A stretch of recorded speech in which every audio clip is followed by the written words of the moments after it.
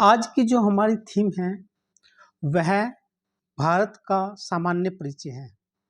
यह थीम भूगोल के अंतर्गत, खासकर इंडियन ज्योग्राफी के अंतर्गत पिछले 30-35 वर्ष में इतनी ज़्यादा बार रिपीट हुई है कि इससे हर वर्ष 2 से 3 क्वेश्चन इसके भारत के सामान्य परिचय से ही बन जाते हैं। आज इसके अंतर्गत कई सारी थीम सम्मिलित की गई है जो छोटी-छोटी थीम है, जैसे भारत की अवस्थिति, उसका विस्तार, उसके राज्य, उसके सीमाई राज्य कौन-कौन से हैं, पड़ोसी देश कौन-कौन से हैं, कर्क रेखा, मानक समय रेखा, ये सारी थीम से हर वर्ष क्वेश्चन आता है। तो इसको इन सभी छोटी-छोटी थीम को इकट्ठा करके एक बड़ी थीम भारत का सामान्य परिचय बनाई गई है। आज की जो यह हमारी सेशन है, यह MRT 300 प्रोग्राम के तहत शुरू किया गया है। MRT का मतलब मोस्ट रिपीटेड थीम, ऐसी थीम जिनसे लोक सेवा आयोग, एग्जामिनर हर वर्ष क्वेश्चन सेट कर रहा है, ऐसी थीम की संख्या 300 के लगभग है।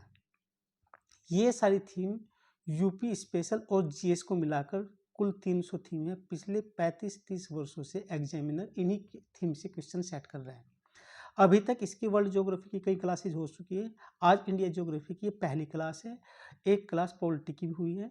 तो हम 300 थीम आपको एग्जाम तक करा देंगे और इसकी जो पीडीएफ है रेगुलर आपको टेलीग्राम चैनल से जाके डाउनलोड करके पढ़नी है। MRT का मतलब है मोस्ट रिपीटेड थीम, ऐसी थीम की संख्या 300 है। एग्जामिनर यहीं से क्वेश्चन सेट कर रहे हैं। एक दूसरी पहल PYQ 360 है। इसमें पिछले 30 से 35 वर्षों के जो प्रीवियस क्वेश्चन हैं लोक सेवा आयोग द्वारा पूछे गए हैं, वे सभी भी आपको कराए जाएंगे और इसकी क्लास भी शुरू होने वाली है। तो यदि आप रेगुलर इन दो क्लास को करते हैं, MRT 300 और PYQ 360, और रेगुलर क्लास करने के साथ साथ इनकी PDF जाके टेलीग्राम से डाउनलोड करके पढ़ते हैं, तो आपका एग्ज़ाम हो जाएगा। अपनी तैयारी जिस स्तर की भी आप करते हैं उसको जारी रखिए, लेकिन इन क्लास का भी भरपूर फ़ायदा उठाइए। तो आज की हम जो थीम है बहुत इम्पोर्टेंट है। यह है भारत का भूगोल के अंतर्गत भारत का सामान्य परिचय। भारत का भूगोल है, उसके अंतर्गत एक बड़ी थीम ली गई सामान्य परिचय, जिसमें उसका विस्तार, आकार, ये सब चीज़ देखेंगे। आप जानते हैं भारत जो है, पहले तो हम इसकी क्या है स्थिति देखेंगे कि भारत कहाँ पर है, किस जगह है, ठीक है नहीं, तभी तो हमें पता चलेगा कि भारत की अवस्थिति क्या है, उससे क्वेश्चन किस तरह के बनते हैं, है ना, उसी को हम देखेंगे। ठीक, जैसे आप देख रहे हैं, पहले तो आप अगर भारत का यहाँ पर ये आकार देखें, ये वाला, ये अगर आप आकार देखें भारत का, ये दिखाई दे रहा है, ये वाला, तो भारत का जो आकार है वह चतुष्कोणीय है। कैसा है? चतुष्कोणीय। आपको ऐसा लगता है कि भारत जो है चतुर्भुज की तरह का दिखता है, तो इसके जो आकार है वो कैसा है? चतुष्कोणीय। यहाँ पर आप देख रहे हैं, भारत गोंडवाना लैंड का हिस्सा है। प्राचीन जब गोंडवाना लैंड टेक्टोनिक प्लेटें जब अलग हुई, उनसे गोंडवाना लैंड अलग हुआ, तो उसका ही हिस्सा है भारत। ठीक है, भारत की जो अवस्थिति है यह कैसी है? भारत जो है, आप यहाँ पर ये देख रहे हैं, ये 0 डिग्री अक्षांश रेखा जिसको हम इक्वेटर बोलते हैं, इसके ठीक उत्तर में भारत है। यहाँ पर ये थोड़ा सा और साफ साफ करके अब देखिए, अब आपको क्लियर दिखाई देगा। ये देखो, ये 0 डिग्री विषुवत रेखा है, ठीक है, 0 डिग्री अक्षांश रेखा है, इसी को विषुवत रेखा बोलते हैं, और ये 0 डिग्री देशांतर है। अब आप मुझे बताइएगा, भारत उत्तरी गोलार्ध में है या दक्षिणी गोलार्ध में? यानी कि भारत ये उत्तरी गोलार्ध है, और 0 डिग्री देशांतर से इधर ये कौन सा हिस्सा है? ये वाला, ये पूर्वी गोलार्ध, ये पश्चिमी गोलार्ध। तो भारत की जो अवस्थिति है उत्तरी पूर्वी गोलार्ध में है। क्वेश्चन बनता है कि भारत कहाँ पर है, दक्षिणी गोलार्ध में, पूर्वी गोलार्ध में, या किस तरफ? तो भारत की जो अवस्थिति है ये उत्तरी पूर्वी गोलार्ध में, यानी कि भारत। ठीक, दूसरी बात, भारत की ना फिर जलवायु से भी क्वेश्चन आ जाता है। क्या? भारत की जो जलवायु किस प्रकार की? ये जो रेखा आप देख रहे हैं इसी को बोलते हैं कर्क रेखा, यानी कि आधा हिस्सा ये यहाँ से जा रही है गुजरात से, आधा हिस्सा भारत का इसके उत्तर में, आधा दक्षिण में। तो भारत की जो जलवायु है उष्णकटिबंधीय भी है दक्षिणी हिस्से में, और उत्तरी हिस्से में कैसी है? शीतोष्ण टाइप की। ठीक है, एक और भारत दक्षिणी एशिया में सबसे बड़ा देश है दक्षिणी एशिया के, और दक्षिणी एशिया में 8 देश हैं जिसमें मिलकर सार्क बना है। लेकिन भारतीय उपमहाद्वीप में 7 देश है, अफगानिस्तान उसमें नहीं है, जबकि अफगानिस्तान सार्क देश में है। और भारत का जो अवस्थिति है वो एशिया के दक्षिण में है। हिंद महासागर का नाम भारत के नाम पर ही पड़ा, और विश्व का एकमात्र महासागर है जिसका नाम किसी देश के नाम पर है, इसलिए भारत की अपने आप में भी एक अलग पहचान है। आप जानते हैं भारत का जो क्षेत्रफल है वो 2 लाख, भारत का जो क्षेत्रफल है वो 32,87,000 वर्ग किलोमीटर है, जो विश्व के कुल क्षेत्रफल का 2.4% है। और क्षेत्रफल की दृष्टि से भारत से बड़े जो देश हैं वो रूस, कनाडा, चीन, यूएसए, ब्राज़ील, ऑस्ट्रेलिया और 7वें नंबर पर भारत है। जनसंख्या की दृष्टि से भारत विश्व में पहले नंबर पर है। तो ये कुछ हमने सामान्य सी जानकारी देखी, अब इसके हम डिटेल से जानेंगे। तो आपने देख लिया भारत की अवस्थिति कैसी है, ये उत्तरी पूर्वी गोलार्ध में है। किस गोलार्ध में? उत्तरी पूर्वी, ये वाला, ठीक है नहीं। और ये हमने इसका वो भी देखा, क्या देखा, एक चीज़ और कंसेप्ट यहीं पर क्लियर कर देते हैं ताकि फिर कन्फ्यूजन ना हो। ये देखो, ये 0 डिग्री देशांतर रेखा है, इसी से समय का निर्धारण होता है। तो यहाँ से भारत की जो मानक समय रेखा है वह 82.5 डिग्री है, और पूर्वी देशांतर यानी कि यहाँ से लेके यहाँ तक की जो दूरी है 82.5 डिग्री, पूर्वी देशांतर जो इलाहाबाद के नैनी से होकर गुजरती है, उसी से भारत का समय निर्धारण होता है। और ये 0 डिग्री जो है, 0 डिग्री देशांतर, ये लंदन के ग्रीनविच से गुजरती है। यहाँ से भारत का जो समय 5.5 घंटे आगे है, ठीक है नहीं, पूर्व की साइड में। तो अभी और आगे हम देखते हैं। आपने ये बता ही दिया कि भारत किसका हिस्सा है, गोंडवाना लैंड की भूमि का हिस्सा है, ठीक है। भारत, भारतीय उपमहाद्वीप में 7 देश हैं, लेकिन सार्क देश में या दक्षिणी एशिया में 8 देश है, और 8वां देश कौन सा है जो भारतीय उपमहाद्वीप में नहीं है? अफगानिस्तान। तो अब यहाँ से हम अपनी क्लास शुरू करते हैं। देखिए, ये दिखा है आपको, यहाँ पर ये मैप है, ये वाला मैप, ये इंडिया का रिप्रेजेंट कर रहा है।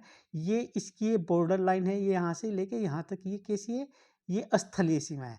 और यहाँ से लेके ये कैसी है, ये दक्षिण, अगर हम इसको इसको ऐसे देखेंगे, ये जलीय सीमा है। तो स्थलीय सीमा से कितने राज्य लगे हैं, जलीय सीमा से तटीय राज्य कितने, ऐसे भी क्वेश्चन पूछता है। अब तो ऐसे भी क्वेश्चन आएंगे कि स्थलीय सीमा से कितने केंद्र शासित प्रदेश लगे, जलीय सीमा से कितने केंद्र शासित प्रदेश लगे, स्थलीय सीमा से कितने देश लगे, कितनी किलोमीटर लंबी स्थल है, ऐसा कौन सा देश है जो किसी राज्य को तीनों ओर से घिरे हुए है। और भारत जो है, आप देख ही रहे, इसके तीनों ओर से समुद्र घिरा है। एक तरफ बंगाल की खाड़ी है, इधर ये बंगाल की खाड़ी है, अरब सागर, दक्षिण में इसके हिंद महासागर। तो इस तरह से कुछ भारत की जो अवस्थिति है, एक विशिष्ट अवस्थिति है, और यह भारत को रणनीतिक महत्व प्रदान करती है।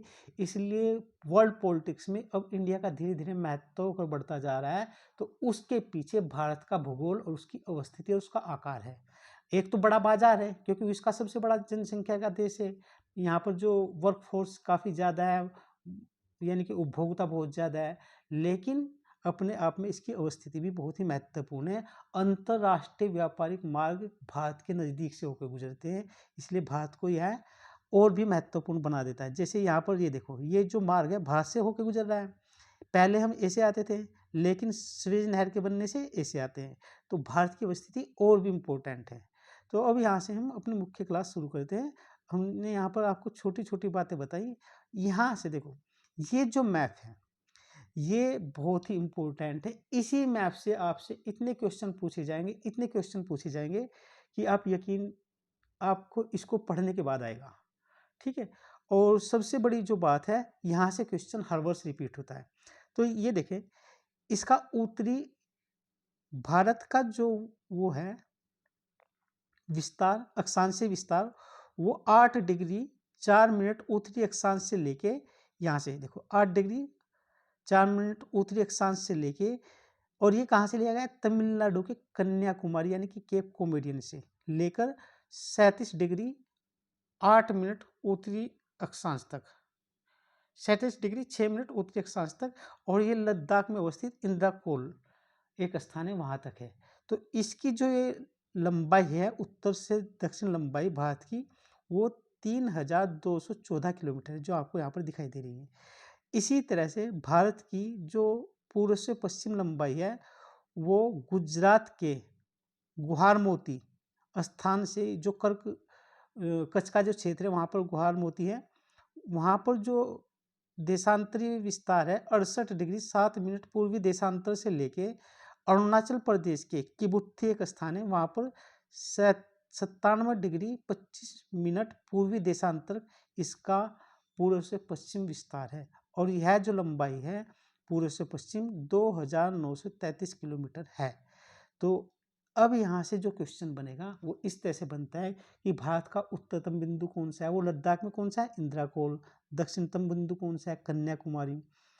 फिर पूर्वी बिंदु कौन सा है, ठीक है, कौन सा है, किबुत्थी जो अरुणाचल प्रदेश में है।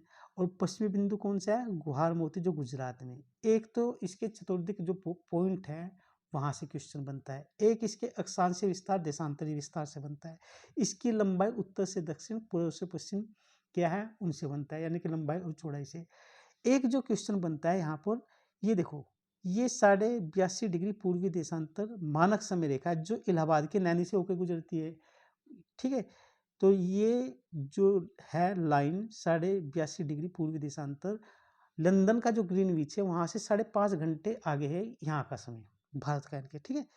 और यह जो लाइन है मानक समय रेखा, इससे क्वेश्चन बनता है, एक तो ये कहाँ से गुजरती है, किन राज्यों से गुजरती है, आपको उनके नाम पता होना चाहिए। यह 5 राज्यों से होकर गुजरती है, और 5 राज्य कौन कौन से, एक यूपी है, एक मध्य प्रदेश है, छत्तीसगढ़ है, उड़ीसा है, आंध्र प्रदेश है। 5 राज्यों से होकर गुजरती है। कर्क रेखा यानी कि 23.5 डिग्री उत्तरी अक्षांश रेखा जिसको हम बोलते हैं, ये वाली जो लाइन है इसी को कर्क रेखा बोलते हैं। यह भारत के 8 राज्यों से होकर गुजरती है, और ये जो राज्य है गुजरात, राजस्थान, मध्य प्रदेश, छत्तीसगढ़, झारखंड, पश्चिम बंगाल, त्रिपुरा और मिजोरम, ये 8 राज्य हैं, इनसे होकर ये भारत कर्क रेखा गुजरती है। क्वेश्चन आपसे यह भी पूछा जाएगा कि कर्क रेखा और मानक समय रेखा किस राज्य में एक दूसरे को काटती है समकोण पर, तो कौन सा राज्य, वो राज्य यहाँ पर आप देखो छत्तीसगढ़ राज्य। क्वेश्चन ना एग्जामिनर जो सेट करता है बहुत ही टेक्निकल सेट करता है, बच्चे जान नहीं पाते, और हर वर्ष यहाँ से क्वेश्चन आता है। अब हम स्थलीय जो सीमा है जो आपको ये बताई थी, ये स्थलीय सीमा है हमारी, ये 15,200 किलोमीटर लंबी है, और यह 15,200 किलोमीटर जो लंबी सीमा है भारत के 18 राज्यों से इसकी सीमा लगती है अंतर्राष्ट्रीय, 16 राज्य और 2 केंद्र शासित प्रदेश। आपको कमेंट बॉक्स में बताना है कि वे 2 केंद्र शासित अंतर्राष्ट्रीय सीमा, स्थलीय अंतर्राष्ट्रीय सीमा वाले केंद्र शासित प्रदेश कौन कौन से हैं, उनके क्या नाम हैं। और यह जो 15,200 किलोमीटर लंबी सीमा है जो भारत के 18 राज्यों से लगती है, ये 7 पड़ोसी देशों से सीमा साझा करते हैं भारत के 18 राज्य। इसी तरह से भारत की जो समुद्री तट की सीमा है अंडमान निकोबार द्वीप समूह, यह 7,516.6 किलोमीटर लंबी है, लेकिन मुख्य भूमि की जो सीमा है वह 6,200 किलोमीटर है, यानी कि यदि अंडमान निकोबार द्वीप समूह को छोड़ दिया जाए। और यह जो सीमा है भारत के 9 राज्य और 4 केंद्र शासित जो प्रदेश है, 9 राज्य और 4 केंद्र शासित प्रदेश, यानी कि कुल 13 राज्यों की जलीय सीमा लगती है। स्थलीय सीमा कितने राज्यों की लगती है, 18, और 13 राज्यों क्या लगती है, जलीय सीमा। तो आपको स्थलीय सीमा वाले 2 केंद्र शासित प्रदेश और जलीय सीमा वाले 4 यूनियन टेरिटरी केंद्र शासित प्रदेशों का नाम कमेंट बॉक्स में बताना है। तो यहाँ से अब हम अपनी मुख्य क्लास शुरू करते हैं। ये मैप के थ्रू बताया है, और यहाँ से क्वेश्चन हर वर्ष आता है, ऐसा कोई सा वर्ष नहीं है जब भारत की सामान्य स्थिति में जो हमने 5-7 थीम ली है वो सारी एक बड़ी थीम में कन्वर्ट करके आपको बता रहे हैं, ठीक है। आप बस ध्यान से क्लास देखें और इसकी PDF रेगुलर जाके टेलीग्राम चैनल से डाउनलोड करके पढ़ना, ठीक। अब शुरू करते हैं, यहाँ से हमारी क्लास शुरू होती है, और मोस्ट इम्पोर्टेंट है आज की क्लास, हर वर्ष क्वेश्चन आता है। पिछले 35 से 30 वर्षों में यहाँ से इतने क्वेश्चन रिपीट हुए इस थीम से, क्योंकि यहाँ पर उन्होंने 6-7 थीम को कलेक्ट करके एक बड़ी थीम बनाई है, तो हर वर्ष क्वेश्चन आता है। एक भारत की क्या है, भौगोलिक स्थिति से क्वेश्चन आता है। भारत की जो भौगोलिक स्थिति क्या है, भारत की जो भौगोलिक स्थिति है उत्तरी गोलार्ध में है, ठीक, पूरी तरह से है उत्तरी पूर्वी देशांतर में फैला हुआ है, ये हमने बता ही दिया आपको। इसका जो देशांतरी विस्तार है 68 डिग्री 7 मिनट पूर्वी देशांतर से 97 डिग्री पूर्वी देशांतर तक विस्तार है, यानी कि इसका पूर्व से पश्चिम। अगर इसका उत्तर से दक्षिण विस्तार देखें, अक्षांशीय विस्तार इसकी बात करें तो 8 डिग्री 4 मिनट उत्तरी अक्षांश से लेकर 37 डिग्री 6 मिनट उत्तरी अक्षांश तक यह अक्षांशीय विस्तार है इसका। कर्क रेखा जो है 23.5 डिग्री उत्तरी अक्षांश को कर्क रेखा बोलते हैं। यह भारत के मध्य से होकर गुजरती है, और यह जब भारत के मध्य से होकर गुजरती है, इसीलिए आधा हिस्सा भारत का किस कटिबंध में पड़ता है, उष्ण में, और दक्षिणी का हिस्सा कर्क रेखा के, इसका कर्क रेखा का उत्तरी हिस्सा किसमें पड़ता है, भारत का शीतोष्ण कटिबंध में। अगर भारत के भौगोलिक विस्तार की बात की जाए तो भारत का जो क्षेत्रफल है वो 32,87,263 वर्ग किलोमीटर है, और यह जो क्षेत्रफल है पूरे विश्व के क्षेत्रफल का 2.4% है। यह क्वेश्चन पीसीएस में कई बार रिपीट हो चुका है, कई बार, और अलग अलग, एक में इसका क्षेत्रफल दे देते हैं, एक में प्रतिशत दे देते हैं, और फिर पूछते हैं एक अगला कथन देके, भारत दुनिया का 7वां बड़ा क्षेत्रफल के अनुसार देश है, 5वां बड़ा देश है या नहीं है, इस तरह से मिलान करने के लिए पूछते हैं। तो आपको ये पता होना चाहिए।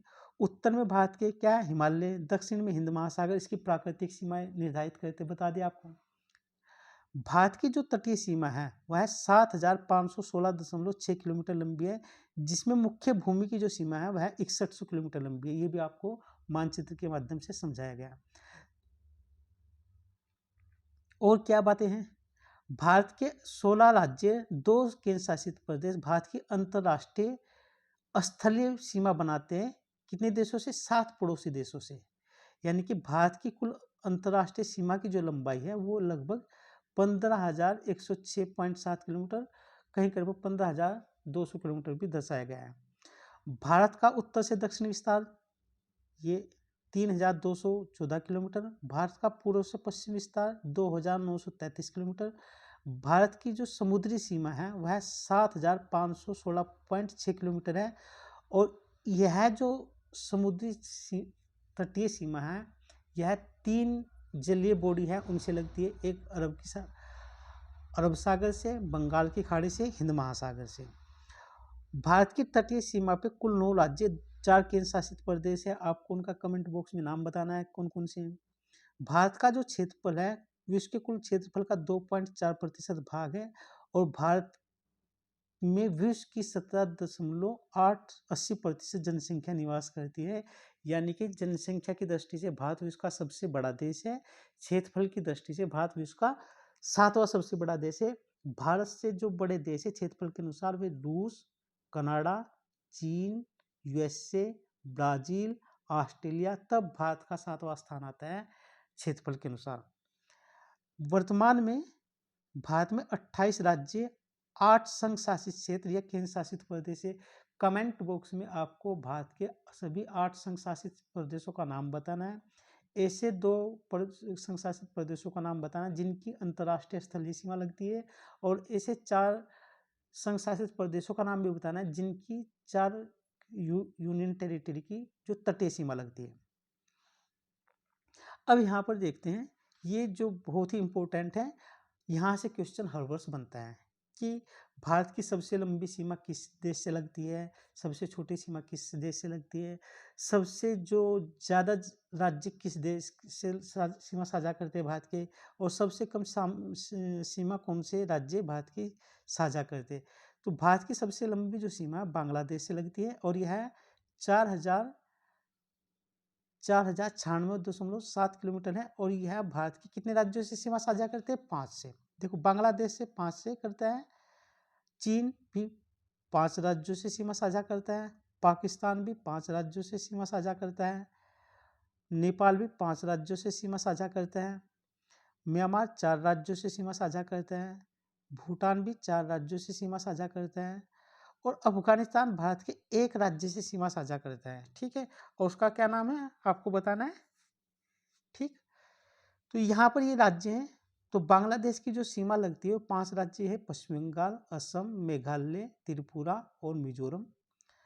चीन से जो सीमा लगती है वो है लद्दाख, हिमाचल प्रदेश, उत्तराखंड, सिक्किम, अरुणाचल प्रदेश। पाकिस्तान से जो सीमा लगती है जम्मू कश्मीर, पंजाब, राजस्थान और गुजरात। इसमें लद्दाख भी एक स्थान है, यानी कि 5 राज्य है ना, लद्दाख छोटा है। नेपाल की सीमा उत्तराखंड, उत्तर प्रदेश, बिहार, पश्चिम बंगाल और सिक्किम से। म्यांमार की जो सीमा है अरुणाचल प्रदेश, नागालैंड, मणिपुर और मिजोरम से।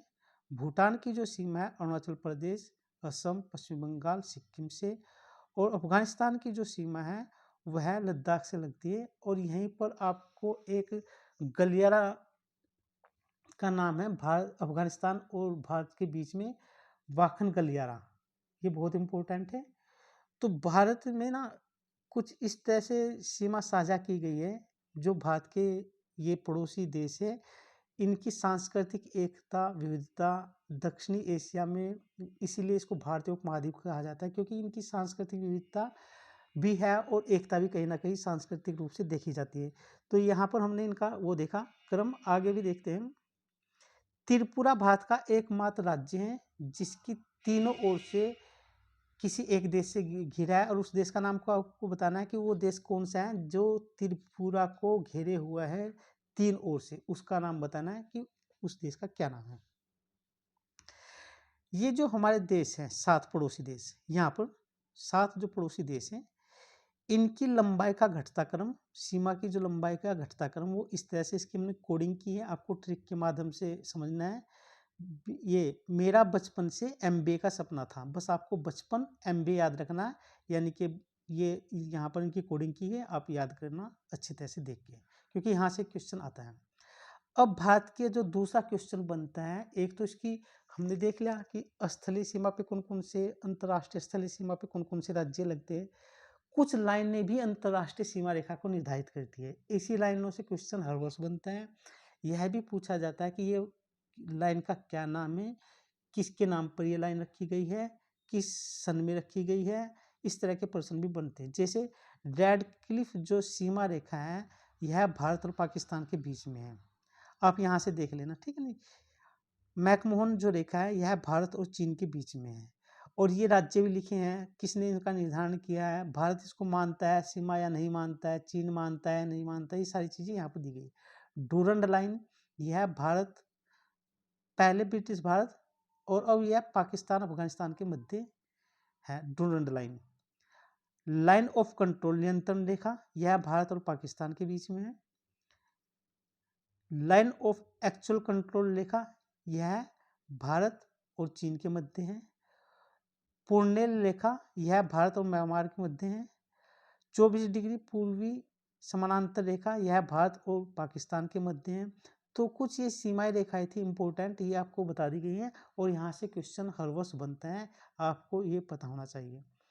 अब यहाँ पर ये देखते हैं कि भारत के चारों ओर जो बिंदु हैं उनके क्या नाम है। वैसे तो हमने मैप के माध्यम से आपको बता ही दिया, फिर भी बता देते हैं कि भारत के चारों ओर कुछ बिंदु है, वहाँ से क्वेश्चन बनते हैं, और ये भारत के उत्तरतम, दक्षिणतम, पूर्वी पश्चिमी बिंदु है। जैसे भारत का उत्तरतम बिंदु है इंदिरा कोल, जो लद्दाख केंद्र शासित प्रदेश में है। दक्षिण बिंदु इंदिरा पॉइंट है, जो अंडमान निकोबार जो द्वीप समूह में है, उसमें ग्रेट निकोबार द्वीप समूह में अवस्थित है। भारत का पूर्वी बिंदु तिब्बती है, जो अरुणाचल प्रदेश राज्य में स्थित है। पश्चिमी बिंदु गोहर मोती है, कहाँ पर है, गुजरात के सरक्रिक में ये। लेकिन भारत की मुख्य भूमिका दक्षिणतम जो बिंदु है वह तमिलनाडु राज्य में अवस्थित कन्याकुमारी या केप कोमोरियन है, ये यहाँ से, यानी कि मुख्य भूमिका दक्षिणतम बिंदु है। और भारत का दक्षिण बिंदु कौन सा है, इंदिरा पॉइंट, जो अंडमान निकोबार द्वीप समूह में।